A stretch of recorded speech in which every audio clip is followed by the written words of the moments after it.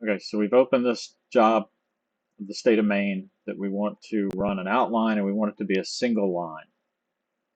And we look at this in CorelDRAW, and the first thing that we notice here is there are no outlines. It's a group. It shows us down here at the bottom that it's a group. So I'm going to ungroup this. I could do a Control U to ungroup, and it's still a group of 3 objects. So I'm going to go to Object, Group, ungroup everything. Now it's 3 objects. There are no more groups. I don't understand what that was. That was weird, but that's how it was. All right, we still have no fill on these 3 different objects we have selected. So to see what we have, we can go over here to the color palette, and our left click of our mouse controls the color of fills. The left click, we're going to turn off the fill using the slash at the top of the toolbar. Now our right click controls outline, so I'm going to right click black, and that shows us what our outlines are, and that's what we have. So it was this combined double line, and it was just a fill that was showing us that. So to fix this, a couple of different ways I can fix this. We have these 3 objects selected.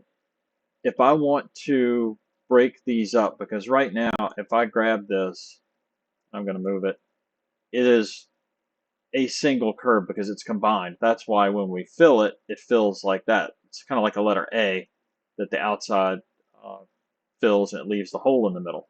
So I'm going to undo, put that back where it goes. So what I need to do is break these apart. And I've got 2 ways to do it. I could grab each object individually and go Object and break it apart. Or it just depends on how many objects you have. And this one you could go either way. I'm going to go Object, combine all of them first. Now I have one big curve. Now I'm going to go Object, break it apart. And when I broke it apart, now it shows I have 6 objects. So I could have done them one at a time, or I combined them all and then broke them apart. It's weird. You can't grab 3 objects that are themselves a combination and break them apart. Corel doesn't let you do that. So anyway, we're left now with an outside and an inside of each one of these pieces. So the question now is, what do we do? So I could just take this and get rid of the outside of each one and be left with the inside. But if I'm being really picky, what I really want to have happen is I want a center line that goes around here to accurately represent what this would have looked like as a single line. So I'll show you how we do that. I'm going to take this outside part, I'm going to make it red so it's easier for me to explain what's going on here and for you to see what we're doing. All right, then I'm going to take this inside piece, and if I hold the Shift key down, I can select multiple objects. And I'm going to select this object and this object. So I have all the black objects selected together. I'm going to go Object, Combine. So those are all together. Now I'm going to use the Contour tool. So that's under Effects, not the first contour. Why CorelDRAW did this a few versions ago. There's another contour down here that's different. This is the one we want. It's got the Control F9. We select that. And we have outside contour, which is what we want. We want to go to the outside of the black.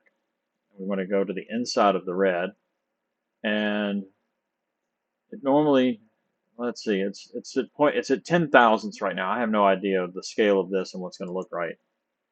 But that actually works. I mean, that's actually perfect. So just by luck, I got that. Now, if I had had some other number like 0.1, it would have done that first, and I would have said, oh, let me try something smaller, and I'd have done 0.005, and then I'd be, oh, that's too small, and then I'd come back to 0.01, and it'd have been perfect. So that's what we've done there. All right, now I can close this. The red I don't need anymore. That was just as a reference for me to see that I was getting the center. So now when I and I don't want to just click on one of these,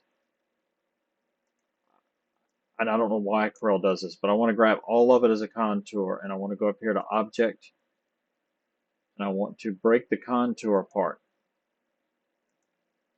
Now, if I grab this inside one, which is our original, and I delete it, I'm left with that middle line that we contoured in to get where we want. Now, what's very important here when I select this, right now this is 0.5 point. This is going, if I send this over right now, this is going to go over as 2 lines with a fill in the middle. The way to keep that from happening when you're printing to Carpathia is any graphic like this needs to be hairline. This is also, if you're using an epilogue laser, that's what determines whether something's going to vector cut or it's going to just print like text. So hairline from Corel Draw means that you want this to just be a single thin line when you're printing to the outside world.